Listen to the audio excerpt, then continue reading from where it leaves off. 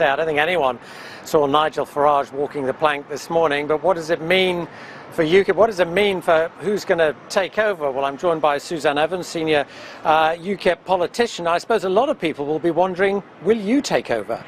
Well, I'd love to. I've always said if Nigel ever stood down for whatever reason, I'd love to have the opportunity to lead UKIP. But I'm in this rather bizarre situation that despite people wanting me to do that and me wanting to do it myself, I'm actually technically suspended from the party at the moment until the end of September. So obviously if I'm not technically a party member, it's going to make it very difficult for me to stand. Will you be appealing or trying in any way to get round the suspension?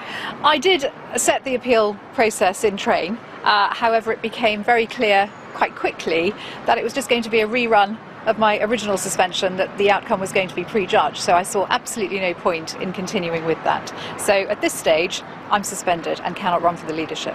OK, what now for UKIP? Because many people will have seen UKIP as Nigel Farage's party. I think this was always the problem. Nigel Farage had a very tight grip on UKIP. He was the one big figure there. And what I tried to do when I wrote the 2015 general election manifesto was to try and move on from that, to say, look, we're not a one-man band, we're not a single-issue party. And that manifesto went down really well with the members. So whatever happens now, we have to recognise that we have that manifesto to build on, that there are good people in the party, apart from Nigel, who can carry this party forward, and we have policies that are not just all about immigration.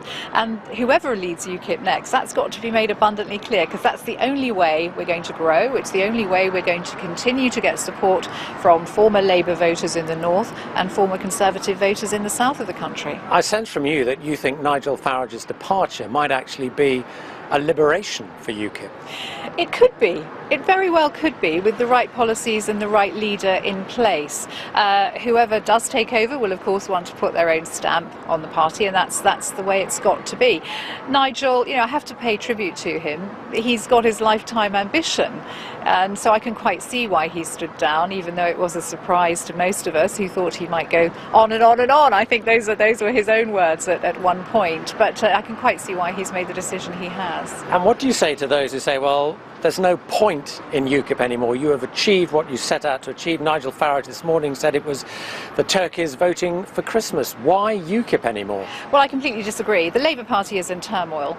UKIP has been doing incredibly well among people who were former Labour voters who've got completely disillusioned with the Labour Party and quite rightly recognise that it does not speak for the working man and woman in Britain anymore today. The Conservative Party, now who is going to be the new leader of the Conservative Party?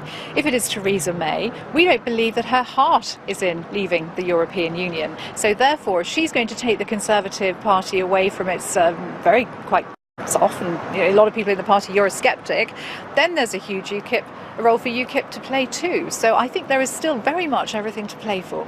Suzanne Evans, thanks so much for your time. I should say Nigel Farage isn't quite disappearing over the hill. He will still be an MEP for the next 2 years, where he says he will be monitoring closely what he calls to check there is no appeasement in terms of the British government's approach to Brexit.